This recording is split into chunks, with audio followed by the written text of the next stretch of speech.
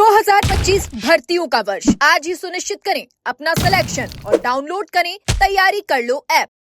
पिछले 3 सालों से कांग्रेस सरकार की एक भर्ती है जो लगातार विवादों में है और वो भर्ती है एसआई भर्ती। आपको बता दें कि परीक्षा के दिन से ही ये भर्ती विवादों में रही थी और इस भर्ती को लगातार रद्द करने की मांग उठ रही थी। प्रदेश में इस समय कैबिनेट मंत्री किरोड़ी लाल मीणा इस भर्ती को रद्द करवाने की मांग को लेकर उस समय से ही मैदान में उतरे हुए थे और भजनलाल की सरकार बनने के बावजूद भी वह सड़कों पर ही नजर आए।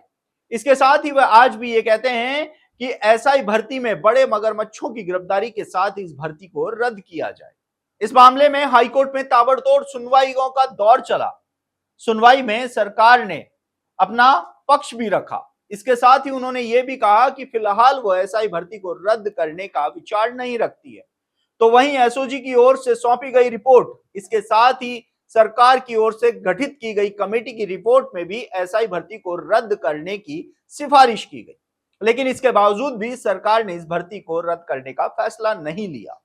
तो वहीं सरकार ने हाईकोर्ट से समय मांगा कि वह इस भर्ती पर फैसला लेने के लिए समय चाहते हैं, जिसके बाद हाईकोर्ट ने सरकार को 2 महीने का समय दिया और 2 मई को इस मामले पर अगली सुनवाई होगी। इसके साथ ही हाईकोर्ट ने यह भी कहा कि 2 मई को सरकार अपना जवाब पेश करे कि वह एसआई भर्ती को रद्द कर रही है तो उसकी वजह क्या है और एसआई भर्ती को रद्द नहीं कर रही है तो उसकी वजह भी बताए। लेकिन इसके साथ ही हाईकोर्ट ने सरकार को यह भी राहत दी है कि वह भर्ती पर फैसला लेने के लिए स्वतंत्र है। आपको बता दें कि हाईकोर्ट द्वारा समय दिए जाने के बाद से ही एसओजी की ताबड़तोड़ कार्रवाई पूरे राजस्थान में देखने को मिली।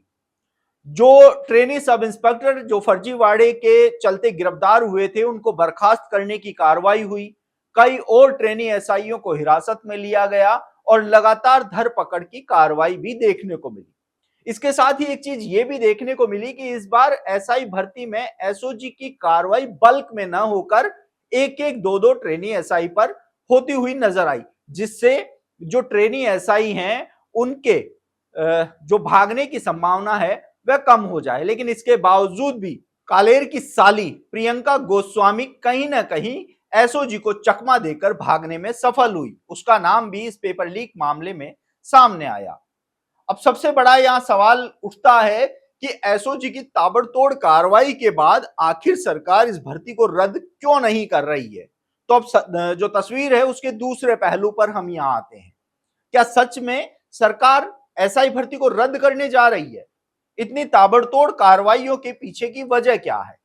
लेकिन अभ्यर्थियों का एक सवाल यह भी उठता है कि जब सरकार ने हाईकोर्ट में यह कह दिया कि वह इस भर्ती को रद्द करने के फिलहाल पक्ष में नहीं है, उसके बाद ये ताबड़तोड़ कार्रवाइयों का औचित्य क्या है? तो हम आपको बताते हैं कि आखिर सरकार ये ताबड़तोड़ कार्रवाइयां क्यों कर रही है।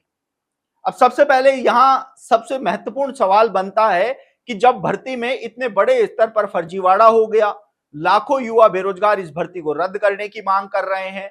किरोड़ी लाल मीणा 3 साल से इस भर्ती को रद्द करवाने की मांग को लेकर संघर्ष कर रहे हैं। हनुमान बेनीवाल, सचिन पायलट इस भर्ती को लेकर सवाल खड़े कर चुके हैं। तो वहीं पूर्व सीएम अशोक गहलोत भी भजनलाल सरकार पर इस भर्ती को लेकर निशाना साध चुके हैं। लेकिन फिर भी इस भर्ती को रद्द करने का फैसला क्यों नहीं लिया जा रहा? तो अब सिक्के का दूसरा पहलू यह है कि यह भर्ती सरकार फिलहाल इस भर्ती को रद्द करने का विचार नहीं रखती है। 2 मई को हाईकोर्ट में होने वाली सुनवाई से पहले सरकार फर्जीवाड़े में लिप्त लगभग सभी ट्रेनी एसआईओं को चिन्हित कर पकड़कर उन पर कार्रवाई करने के मूड में नजर आ रही है। और ये सभी कार्रवाई करने के बाद सरकार हाईकोर्ट में ये अपना पक्ष रख सकती है कि इस भर्ती में सभी फर्जी ट्रेनी एसआईओं को पकड़कर कार्रवाई कर दी गई है। साथ ही पेपर लीक गिरोह के जितने भी सदस्य थे उनके खिलाफ भी कार्रवाई की जा चुकी है। ऐसे में जो ट्रेनी एसआई सुरक्षित हैं, यानी कि जिन्होंने अपनी मेहनत से ये परीक्षा पास की है, उनके लिए इस परीक्षा को सुरक्षित रखा जाए और जो ट्रेनी एसआई फर्जीवाड़े में लिप्त हैं उनके खिलाफ कार्रवाई हो गई है। तो ये पूरा एक जो कहानी है वो इस तरीके से रची जा रही है कि जब सरकार को 2 मई को हाईकोर्ट में अपना जवाब पेश करना हो तो हाईकोर्ट में सरकार के पास उनका जवाब होना चाहिए। आपको बता दें कि एक बार पहले भी सरकार के एक मंत्री ने यह कहा था कि उनके पास ऐसी कोई छलनी नहीं है जिसमें से वह छान के बता दें कि जो फर्जी ट्रेनी एसआई है वह कौन से हैं और जो ईमानदार ट्रेनी है वो कौन से हैं। लेकिन अब एसओजी की ताबड़तोड़ कार्रवाई के बाद कहीं ना कहीं ये लग रहा है कि सीएम भजनलाल शर्मा के हाथ वो छलनी लग गई है, जिससे वह फर्जी ट्रेनी एसआईओ को अलग करके उनके खिलाफ सख्त कार्रवाई को अंजाम दे रहे हैं। तो वहीं जो अपनी मेहनत से इस परीक्षा में लगे हैं वो भी सुरक्षित रह सके, इसको लेकर भी अब उन्होंने एक रास्ता चुन लिया है, जिससे इस भर्ती पर ना सिर्फ इस भर्ती को बचाया जा सके, साथ ही इस भर्ती में फर्जीवाड़ा करने वाले सभी ट्रेनी एसआईओ के खिलाफ कार्रवाई हो सके। ऐसे में अब देखना होगा कि सरकार के पास अब सिर्फ 1 महीने का समय बचा है। ऐसे में 1 महीने में वह सभी जो फर्जी ट्रेनी एसआई हैं उनको चिन्हित करते हुए और क्या बड़ी कार्रवाइयों को अंजाम देती है। आप देखते रहिए एजुकेशन नगरी, मैं हूं ललित वर्मा।